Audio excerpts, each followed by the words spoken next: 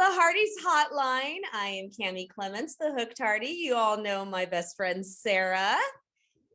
Hi, Hearties. And we have a special guest with us. This is my mom. Hello, everybody. She's under duress. I made her do it, but she's recapping with us.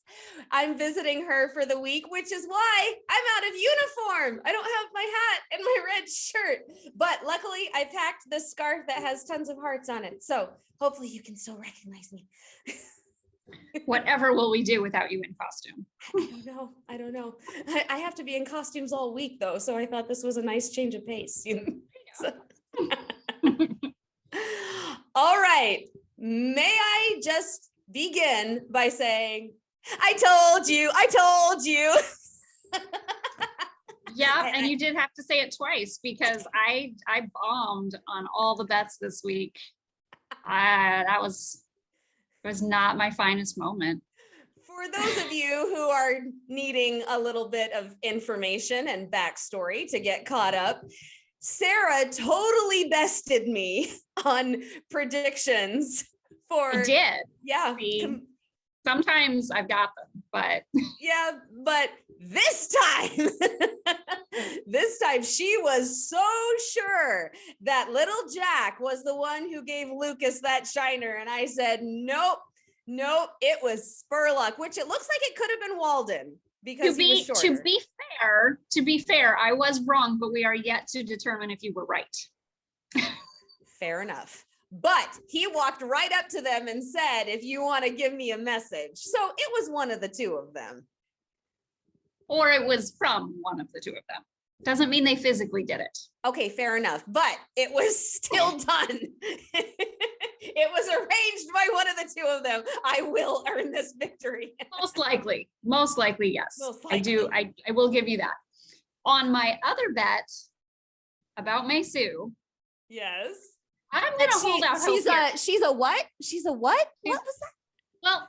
Well, I believe the phrase that she used with Bill was that it was her husband, sort of. It's complicated. So yes. I'm going to hold out hope there's a technicality I can pull out the win on that one.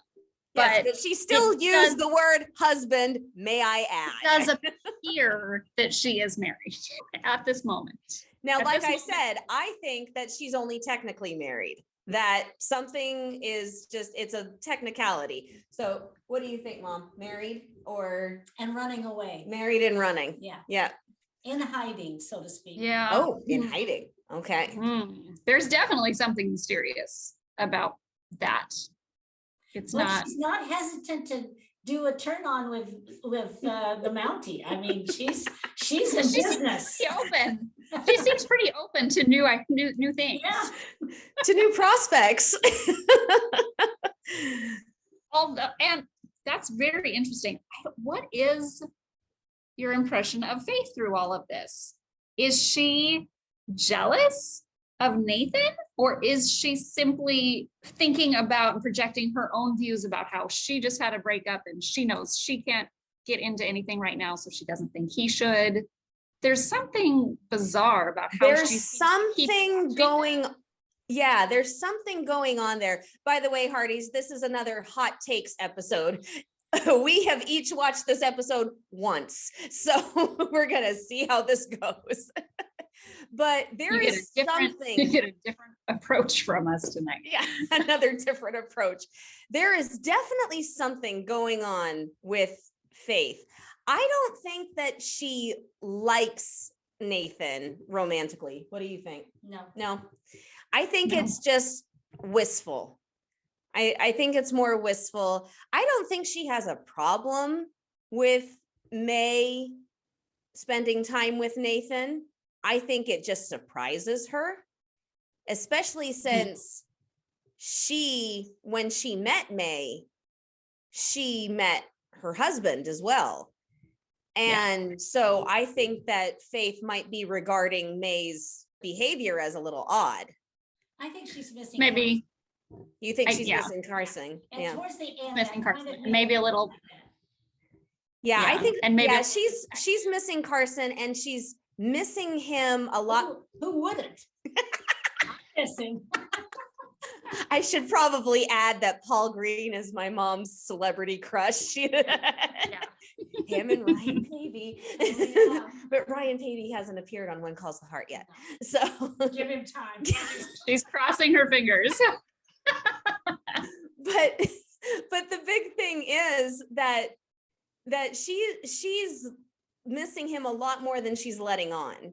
Maybe they didn't work out. You know, she's saying all of this stuff like, we didn't work out, our love was complicated, but she was awfully excited to get that phone call from him at the end, kicking the door shut really jovially. And so that's something that I wanted to bring up. So okay, it kind of, I know that you and I are a little bit the minority, how much we liked Carson and Faith together. Team Infirmary was not like, it wasn't a major ship on the show. There were a lot of people that had different opinions of that, and that's totally okay. I really loved them together. I thought they were adorable, especially in season 6. Yeah. And it kind of hurt a little bit to have her kind of act like their whole relationship wasn't great. I thought season disregard 8, I thought season 8 was not great, but they wrote it that way. Like it was supposed to not be great so that we could understand why he left. But season 6 was beautiful. It was a very cute love story, and season 7 had some beautiful moments in it as well. And it was kind of sad to hear her talk about it that way. Especially and so I wonder especially a certain fan fiction story that we read about. Oh yeah, we wrote that. 2 of them. 2 really nice ones. 2 really awesome ones about Team Infirmary.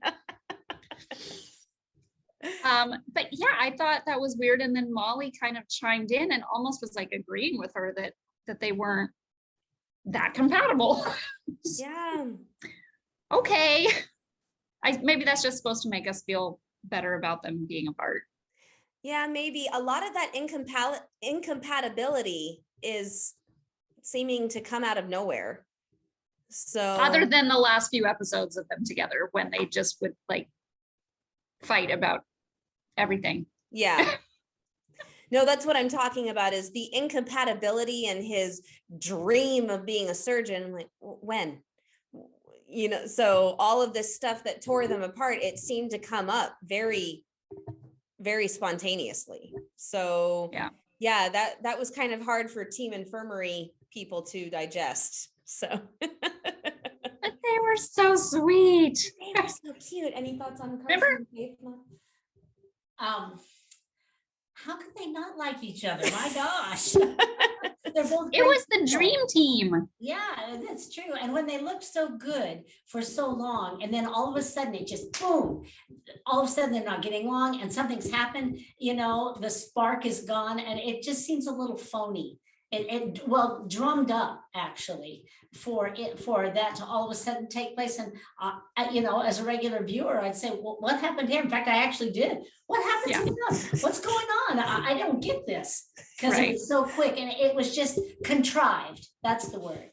It felt like they did it because they needed a reason for him to leave. Yeah. Did he have to go because he got another gig? I mean, you know, that's usually what happens. And so, but it didn't fit. It didn't jive like it should have. So his fiance was expecting a baby. And so our theory is, especially with the pandemic, traveling back and forth and quarantining and everything, he didn't want to miss out on that. That's just didn't cover what we've pieced together. Yeah, it was very contrived and very sudden. So I think it's jarring for people who liked them very much. Yeah. Let's go to Molly saying that she's happy being single. I call bull. Do you call Bill bull? I feel like there's still a lot going on between them. Maybe it's just what she said, but they are kindred spirits. I do see them having very similar personalities in a lot of ways. but yeah, it seems like they're not done with that. Well, and especially because they are such kindred spirits, they would get along so well as a couple. And she would keep him in line and he would show her some adventure. You know, I mean, he's the James Bond of Hope Valley, right? So that's what Jack Wagner called himself. Oh, that's good. So, That's good. That is pretty awesome. so yeah, that's what Jack Wagner said he saw Bill as, is the James Bond of Hope Valley. So I think the two of them would be really good for each other. And frankly, both of them have been single for so long. And Molly has now lost her best friend to matrimony. And even though they are still, you know, they're still kindred spirits, Florence and Molly, and they still have a great relationship, it's not the same. It's not. It's not the same. And so I would love to see Molly be able to find love in her life and be able to have that peaceful, settled, happy feeling. Yeah. On contrast to that though, I did really like the idea that they had a single character saying that they're content, you know, Yes. that it doesn't have to be, everybody doesn't have to be in a relationship to be happy. Yes, I would like to see her have that experience and have kind of a happy ending, but she can still be happy in the moment, grateful for what she has in her life, her daughter, like she mentioned. Yay, a mention of Rosalie. Yes, a mention of Rosaline. Finally, we hear it. Yay. And so that was really great. And then, but it's just like that nice contrast of like, you know, there are a lot of people having, you know, Florence and Ned finding their happy ending and everything. It's not going to happen for everybody, and especially not at the exact same time. And so to have her show that appreciation for what she does have and really seem focused on that, Yeah, that was nice, even if she might secretly have hopes for more. yeah, I think she does. What do you think, Mom? Is she happy being single, or does she want Bill to come? She likes Bill. She likes Bill. Yeah, Okay. I think she likes him. And That's true. if he showed any interest in something more, I think she'd go for it without too much trouble. Yeah. I can just see it. I Oh, don't I'm think it perfectly happy with my life. Molly, would you come to dinner with me? Coming.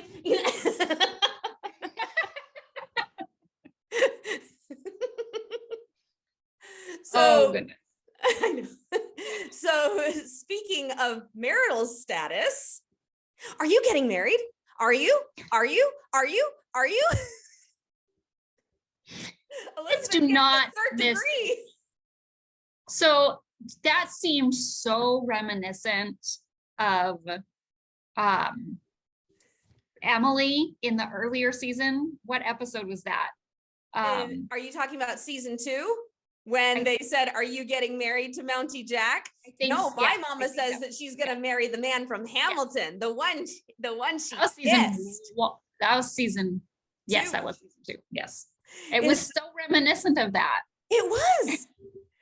It was. And it was her. She didn't do a Freudian slip this time, but she definitely was saved by the bell by Landis, if not just for a moment. And then we're going to go back to not liking his presence anymore. But but for one brief second, he broke the tension. It was good timing. He had good timing. Okay. Because she took the credentials testing in Hamilton, it's worthless. That is phony baloney. It sounds phony, and it also, he's the one who told her to get it. They had what appeared to be a very in-depth conversation about getting the credential last season. And she made it very clear that as soon as it is offered nearby, she would take it. Hamilton is not terribly far away in the scheme of how the landscape looked back then. Well, and where things are available, you can't wait for somebody to come to Hope Valley. They're not gonna come for one person. It's like a test where a bunch of people take it, right? Like, Yeah, it's and not a everyone in the one-on-one surrounding thing. area goes. They're not going to go to a place that only has one teacher and offer something. So I feel like he had ample opportunity to explain to her what the rules were before she took it. And I have I have reason to believe that whoever's teaching a credential like that would know that things like that are only valid in your district. You would hope so. So If you're telling people to get it, you would hope so. if I was teaching a course and certifying somebody in something, I would think you would like find out where they're trying to use the credential. Like, I think that would come up. You would think. There's got to be more to this than meets the eye. It just sounds a little bit hokey there, but also how I don't understand. Like, I get that she's trying to be kind to him in case they ever have to have a really good working relationship, if they have to, but he has no authority over her right now. None. So what my question is what is he even doing there in her classroom? Why is he even there? He has no authority as someone who's just watching the series and not really up on all of the background like you ladies are. I'm thinking, what's the guy even doing there? He doesn't belong there. He has no jurisdiction. So what in the world is his motive? And why is he even showing up?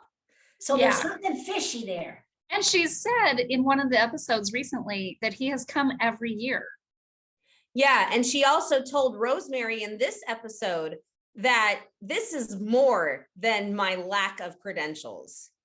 She knows something fishy's going on. So what, other than the race issue with the Canfields. Yeah. I mean, do you think it's something personal with Elizabeth? It has to be. It has to be something personal with Elizabeth, even if it's just jealousy. Even if it's just jealousy and that power hunger. He sees that school, it's not under his authority. He wants it under his authority. And so he's going to do everything he can to get it that way, even if it means discrediting the teacher in every way, shape, or form that he can. So are we supposed to think that he has an underlying motive, that he wants to replace her? Well, he's trying to get rid of her. That's what it occurred to me. Yeah. Is he trying to get rid of her somehow? But again, I just they're amazing writers. So I'm sure it's going to happen. And we're going to be like, oh, that's what it was. But right now I'm at a loss for what a motive could be, unless the only thing that keeps coming up is what's his name, Higgins, but we've already dealt with that. Yeah, we've already dealt with Thomas Higgins in season 4. So I don't see that would come up again. I don't know. I think that the whole her being an unfit teacher has been withdrawn because the truth was able to come out about who Thomas Higgins really was and how he was harassing all of those teachers. So that accusation was proved false. And so that's no longer on her record. So but unless he's like personal friends with Higgins or something. I wonder. But it still doesn't seem like enough. And then in the very back of my mind, the only other thing that comes up again, and I was going to mention this obviously in another part when we got to it, but say it. Original Spurlock. You think that she kind of put him away? She did. In season 1, she was the means by which Jack arrested him, and she almost got shot by the original Spurlock. And it just seems the only reason I actually go there is because we also have the other Spurlock connection right now with Wyman and Julius Spurlock. And it just keeps making me think that they're going to bring in a connection with the first guy, because why would you bother naming a character with the same name and the same last name? Yeah. And acknowledging, John Tinker has acknowledged in interviews that he is connected to the original Spurlock. He has never said that there's a meaning behind it, but he has said that he's like a relative or something of him. So I would think that if there is trouble of doing that, if they're going to go through the trouble of connecting them, that there's going to be a reason. You would So think.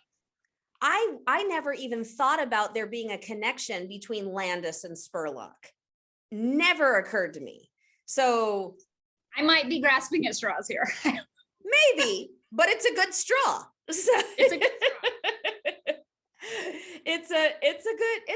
it's one to think about. It's one to think about. It seems to me that if the writers could hear you talking, they'd be thrilled to death. There was so much controversy and so many questions up in the air, because that's just what writers want, right? Absolutely. They want to Well, keep us and guessing. I bet Steve Basic would enjoy the conversation too. If he's not on the show this year, he's probably like, yes, talk about me again. Yes, get me back on. Get me back on. I want a gig. I always want more gigs. Right? All right. All right. So let's move to the hat, since we're still kind of on Landis. I'm a mom. I've been a teacher. So yes, it was naughty. But I said, good job, Cooper. So, I mean, yes and no, because I know. I think the reason, especially that Elizabeth was harder on him than she probably wanted to be, is because that's gonna make it harder. Yeah. That's the problem. Yeah. That made him mad, and it gave him reason to fight back. And that's gonna it gave him an excuse to get even angrier and to start putting more force on things. Yeah. So that's unfortunate. Even though it was really funny. And he totally had it coming. He had it coming. The only thing I see a little problem with how they're presenting Cooper is he's now this troubled child that he doesn't like church. He doesn't want to do his homework. He glues the man's hat to the desk. I mean, what's it going to be next? Yeah. You know, that's what I kind of thought. There was hope for Cooper. I mean, the last thing I expected was for him to run to Elizabeth crying. Yeah, that was sweet. Run to Elizabeth crying, saying, I'm sorry if I made trouble for you. But you know, we have now found out I would do it again because it's what I want, because I feel like it needed to be done, but my intention was not to make it harder for you. Right.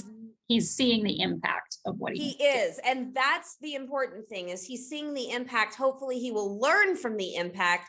But yeah, that's the hope. The mom of 5 sons right here. So she knows what trouble boys can be. But I mean, the big thing is we now are seeing that the root of Cooper's problem is that he is starting to get angry. He's starting to get angry because he is feeling and realizing all the impact that life has had on his family, specifically his sister. And it makes him angry because it's not fair. And so people like Landis are just going to trigger every impulse that a boy like that has, because Landis is a figure that pretty much stands for everything in a way that has been blocking Cooper and his family from having a normal life. Yeah. Because Carson, in Minnie's mind, Carson during season 8 was that symbol that blocked Angela from having a normal life. But once Minnie realized the kind of person that Cooper was, that the kind of person that Carson was, then she even said to him, thank you for helping me get that bitterness out of my heart. Mr. Landis is not going to do anything like that anytime soon. So no, but did you see scenes for next week? I did see, I saw those scenes and I was just about to go there. I mean, the entire preview is about the Canfield family. The entire preview is about them and Landis.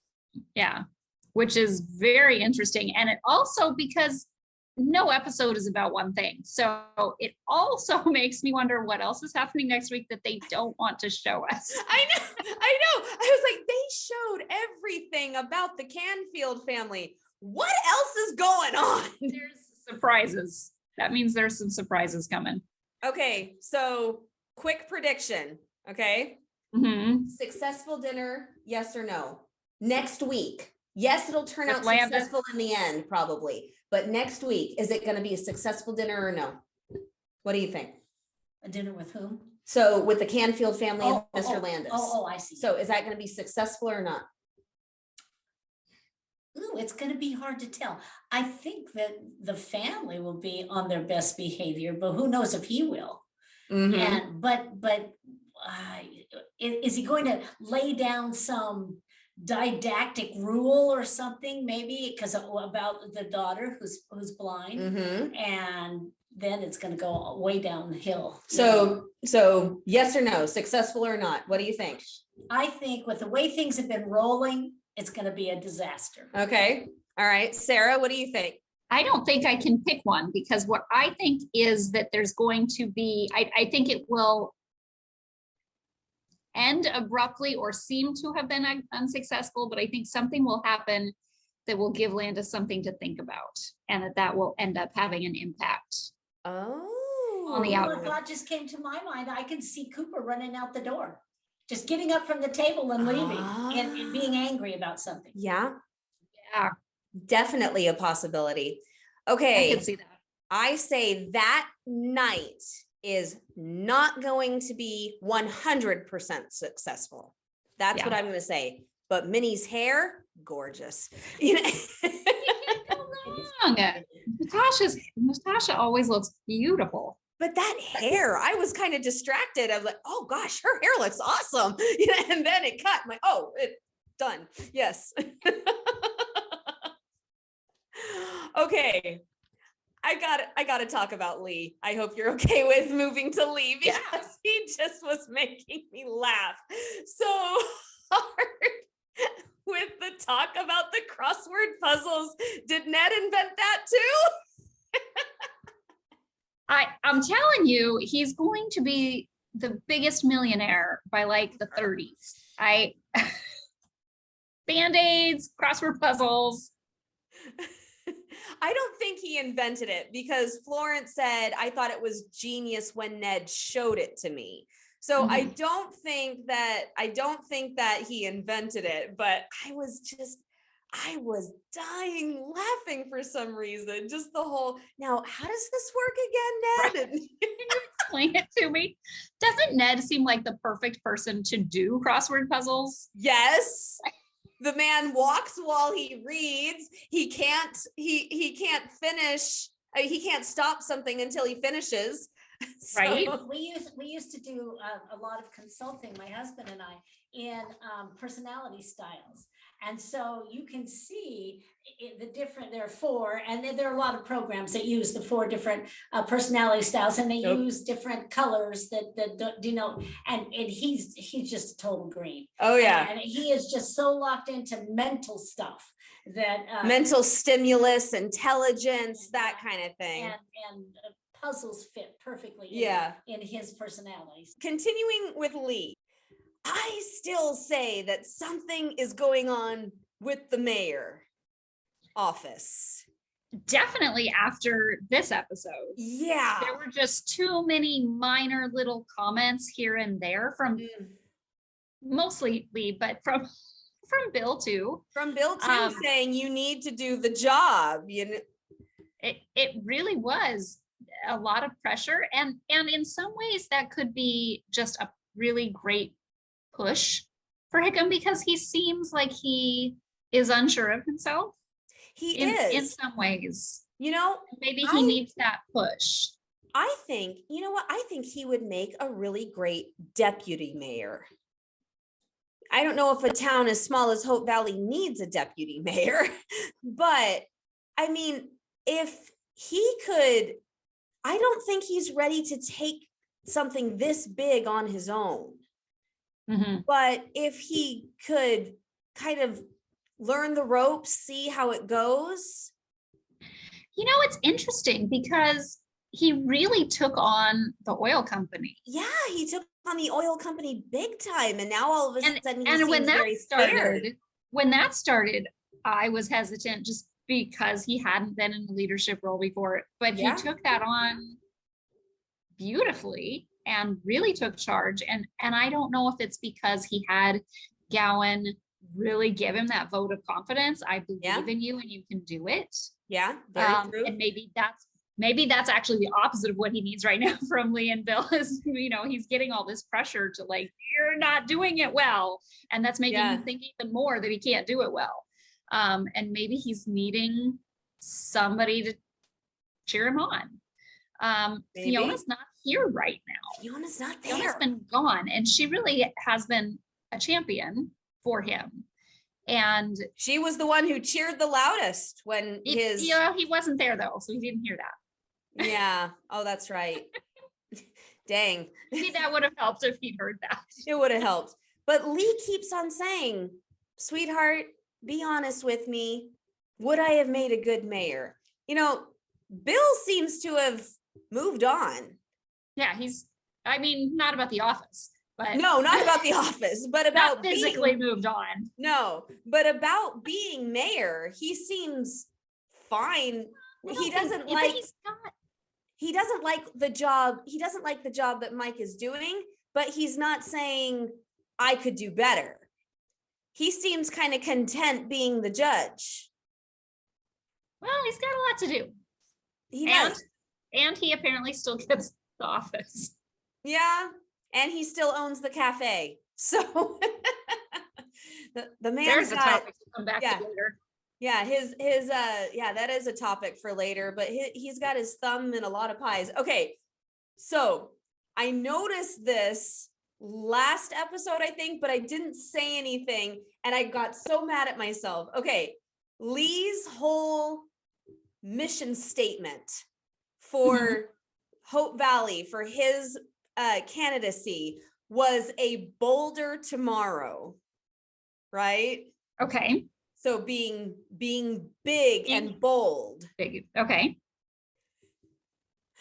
I couldn't help but think of two things. Number one, for all of our postables out there, Norman in Lost Without You being bold. That is a good connection. And then number two, you had me at Aloha. What was the name of his show? Bold New World. That's true. I had forgotten that. I just watched it recently, and so maybe that had something to do with it, but I was like, two characters played by Kevin talking about being bold. Yeah. Well, I mean, it fits Lee really well because he is bold in things that he does. Yeah. But they're not outwardly bold. They're not big and bold. They're kind of subtle and bold. Yeah, they're under the radar, but then the effect goes boom. Yes. And so I think that fits him very, very well. And that honestly is a great slogan, motto, whatever, for him in his race. I found it interesting, the conversation where they were comparing kind of their campaign approaches. Yeah. I thought that was really interesting. Did we know those campaign approaches before? The only one I had heard about was Hickham's. I'm pretty sure that we heard Lee's, but Bill's, I don't know. I don't think so. Yeah, they kept touching on all of these pieces of the campaign and pieces of the mayoral race. And I just, like you said, nothing against Hickam, but I feel like there's more coming. I feel like there is something going on under the surface. And maybe it's not that he's going to leave office and somebody else take over, but I feel like there's more happening. Yeah. With that storyline. It doesn't feel finalized. No, it does not feel finalized. Next, there's a headline on the bulletin board. Hit and run suspect still at large. Not anymore. Well, To be fair, this person is claiming innocence. As May says, like everyone else does. Who's in I don't jail. buy it. So this is interesting because we don't see this person's face. Now, there are two schools of thought that where my mind goes anyway. Okay. One is that who he is doesn't actually matter to the story. Like it isn't going He's to just be a random person. he's just some random person who either is innocent or it was an accident or was hired by somebody who's more important, and that's the person we're going to focus on. Like it's not an actor who we're going to actually see repetitively and need to know. Yeah. And so if that's the case, they hid his face so that if we need to revisit it later, they can use any actor they want. They don't have to try to, get the same guy. It's possible. So that's a big possibility. Second, it's somebody we know or will know, and they don't want us to know it's him yet. But the whole town has seen this person now, so the town knows who he is. So it can't be somebody, because they're not buzzing about him. they're not saying it was so-and-so. Yeah. It was a stranger to at least those people who saw him. Now, to play devil's advocate, the people that saw him that are main characters Are brand new to Hope Valley. for the Canfields, Nathan, May.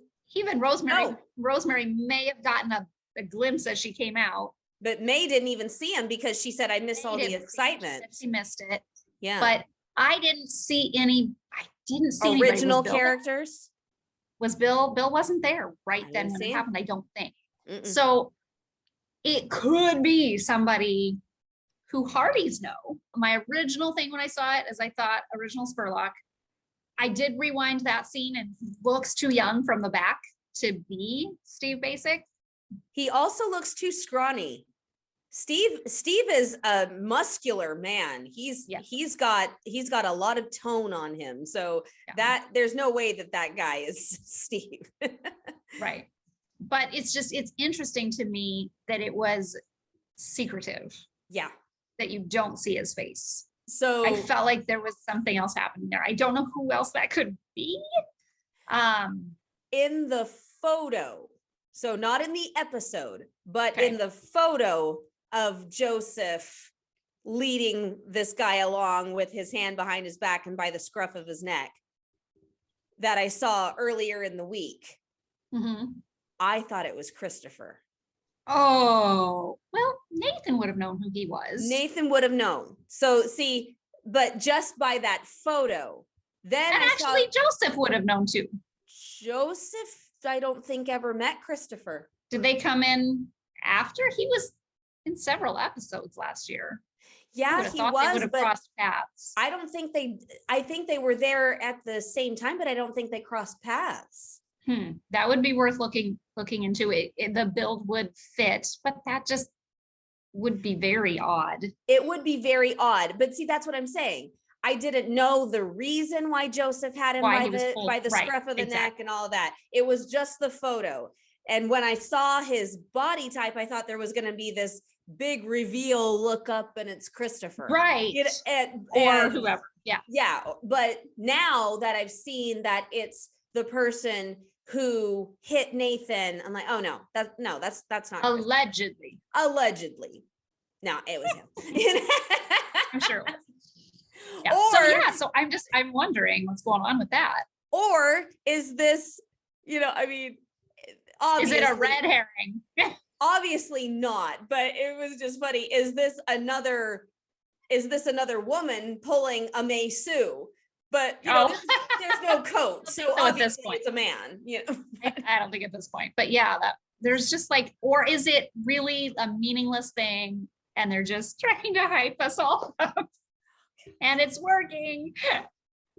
This is so frustrating. Oh goodness. Okay. Whew. Let's calm down. Right before I say, Elizabeth said what? I was gonna say, if we're moving into Elizabeth and Lucas, there is no calming down happening. Hence the title of this episode. Elizabeth said what? Holy in big bold letters. Whoa! I did not see that coming. Now he didn't hear it, but and of course there's the question, could he have been faking and really heard it? But I don't think so. I think he was genuinely asleep. I have to say, I love that it happened that way because okay. I do. It's so tough, right? Because especially when you have a show that's on for this long and you've got multiple love interests over time for the same person, you want things to be very different with each couple. Yeah. And so you've got that challenge of like the first I Love Yous with Jack and Elizabeth were so iconic.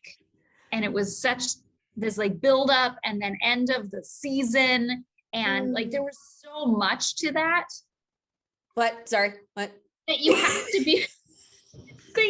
to be wondering what they can do to set this apart and still have it be very special in its own way. And what I like about how they did this is that she didn't know that she felt that way yet. Like it slipped. And I think it surprised her. Absolutely. It surprised her. And I think allowing it to happen that way is going to give her the confidence to move forward slowly. Cause I from what we've seen from previews, there's still going to be like some like, oh, is this, how is this going to work moments, which you have in any relationship. But I think that this is a really beautiful way to have her come to terms with her feelings, with moving on from her marriage and all of these different things that she's got to work through internally. It gives her that opportunity to work through them more authentically. So when you say moving forward, are you talking about dum dum da dum dum dum da dum? Well, not as obviously as Rosemary was. Oh my gosh, Rosemary, bless her heart. But here's what you need. But here's the thing. So the kids brought up marriage. Rosemary brought up marriage. Rosemary brought up parenthood. Mm-hmm. He's going to be a wonderful father. And Elizabeth agreed. Yeah. She didn't. She wanted her to slow down, but she agreed, which shows that she's thought about it. Down the aisle. But it shows that she's thought about it and she agrees and she's like, is thinking in that direction. She's not closed off to it. She's not saying, oh, it's not time to think about that yet. She's just saying, slow it down a little bit. This is going fast. So, Sarah, I have one question for you. Oh. What sound does a lion make? Roar!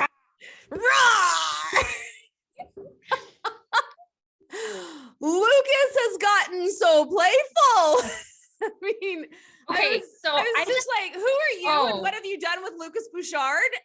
Okay, so when we were on break in between seasons, the number one thing I think both you and I said to each other repeatedly, I was just gonna say it. I just want to see what he's like, more relaxed with little Jack in more of a family atmosphere. That's all I want. I'm not against him. I don't have a problem with this relationship, but I feel like we have not seen him let his hair down, so to speak, really just relax. We need to be able to see him as a family guy. Yeah. So that we can fully embrace this idea of them moving forward as a family. Zip, zap, boom. So the way I phrased it in one of the tweets tonight, okay, I'm all in. That's all I needed. Sarah's all in, people. That's all I needed. I needed to see him with little Jack, and I needed to see him embrace that role. And I cannot think of any way he could have done that better than he did tonight. I'm trying to decide which I liked better. Him saying to Elizabeth, no ice cream, or him reading Robin Hood. How much of that was okay, how much of it was the ice cream is a great bonding thing he can do with little Jack, and he knows that it helps little Jack like him. How much of it is that, and how much of it is it that Lucas just really likes ice cream? I think That he is felt the like $64,000 question.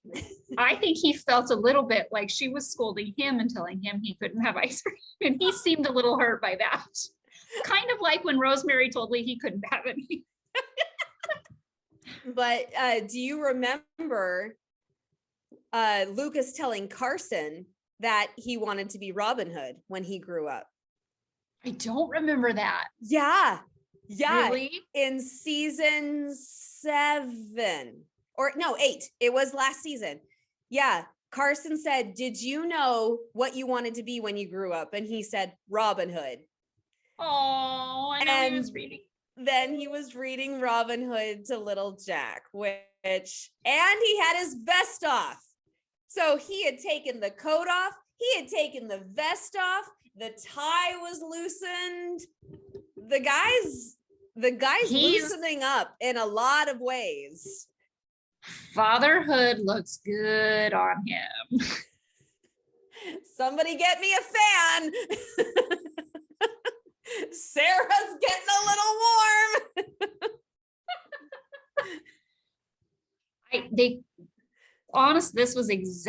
This was all I was not against. I mean, I've warmed to him a lot. And to the idea and to the concept, and they're beautiful together as a couple, but this was just everything's in place now. I'm good. I'm so good. Sarah's good. I'm good. We can move forward now, Hearties. I'm good. Everything's a go now. We can move forward. Okay. The phone discussion. Two things on that. Okay. Where did she call Florence from in the first scene? Rosemary's house. Okay, I was very unclear on that, and then I got very confused later. Oh, she's yeah. like, "Where did this come from?" Yeah, she says, "Florence, this is Elizabeth. I'm calling from next door."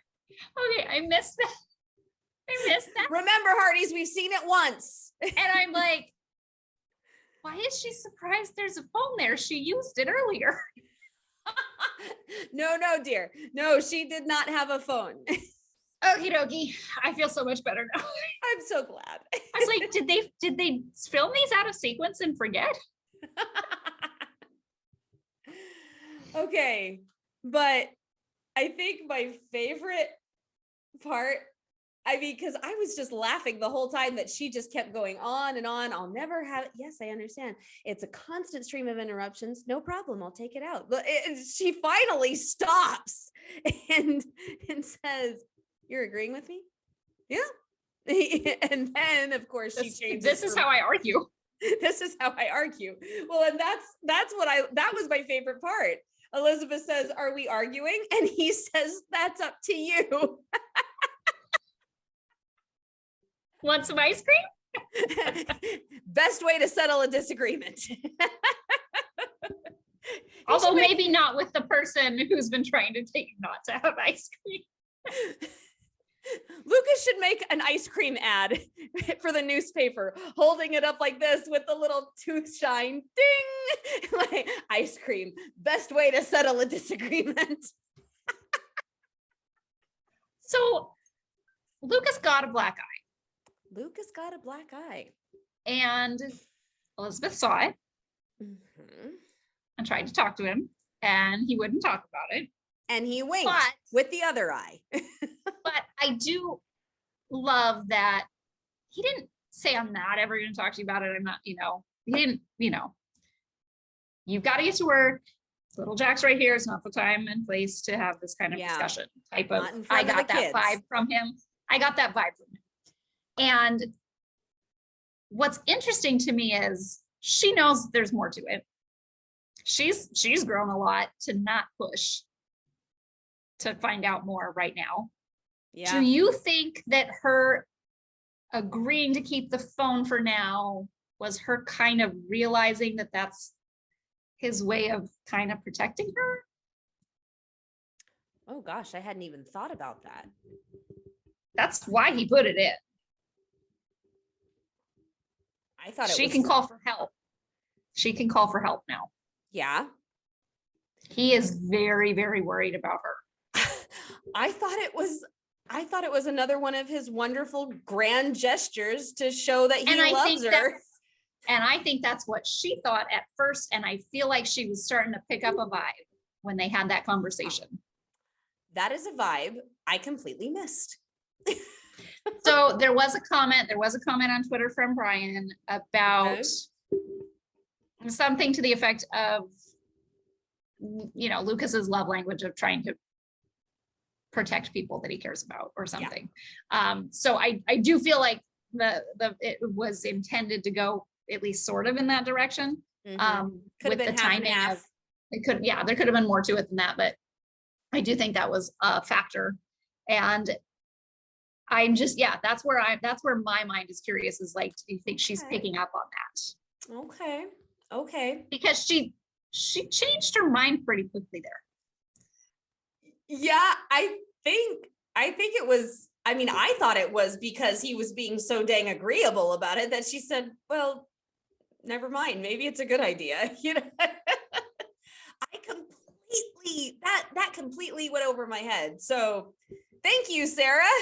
Hawk-eyed Heartie. You're picking up on these things. Okay, one last moment about Lucas and Elizabeth, and then I want to move another direction with a telephone. So remind me about a telephone. Okay. That kiss goodnight. Okay, that was adorable.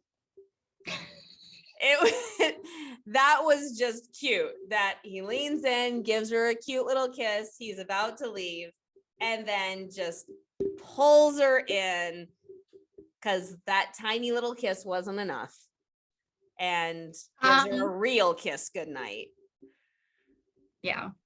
Well, so earlier I was really missing a full-on kiss when she watched him with little Jack, and I thought that was that she tells him that she now realizes that she feels stronger for him than she realized. Yeah, like that would have been a pretty nice moment. To quote, and he immediately is like, okay, great, I'm gonna go run and get some dinner. Like, it's like, dude, this is your moment. To quote Tyler Hines's character David in "It Was Always You," since that was reminiscent last week. I really thought that would get me a kiss. So now Elizabeth is saying that. I feel like that was a missed moment. I really feel like that line could have gotten me a kiss. But I think that moment at the door, it was beautiful. Kind of made up for the missed moment. Oh, and really fast when she woke him up, darling. I know. I was like, I was still in a little bit of shock after she said, I love you. And then I'm like, what did she just call him? What? Whoa, that was a packed scene. I don't think she even called Jack darling outside of a letter. I think I heard her call him my darling Jack in a letter, and that was after they were married or engaged, at least. Maybe, but no, that was very forward of Elizabeth. Well, also that's the other piece that I forgot to say that earlier is I think it was meaningful that Elizabeth said I love you first, even if he didn't hear it. I think that was very meaningful for their relationship. Well, she's already married and lost one husband. She doesn't want to waste very much time, and there's already been a lot of time for all the choosing. So, let's get down to business. Yeah. But I think that was very meaningful for her to say it first. Yeah. Okay. As much as I would love to end on that sweet, lovely note, I got to mention one more thing. Okay. Maddie Gabe. Bill on the phone with Mountie Gabe from Brookfield. Love it. And not only that, but it's a Walden connection. Yeah. Which could be something down the line. Who knows? Is Bill is so not putting up with Walden.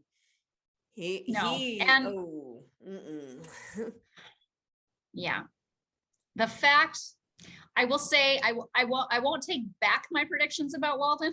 Okay. last week, but definitely, and especially in the absence of any Smith to like gauge how we feel about Smith, as Walden not looking good. Yeah. So what team are you on again? I still feel like there's more than meets the eye, but I was really hoping that the laughing between Wyman and Spurlock was not actually, I thought that was spliced together in scenes, and that it was not. And that maybe they weren't laughing at him telling them to leave Elizabeth and a little child alone.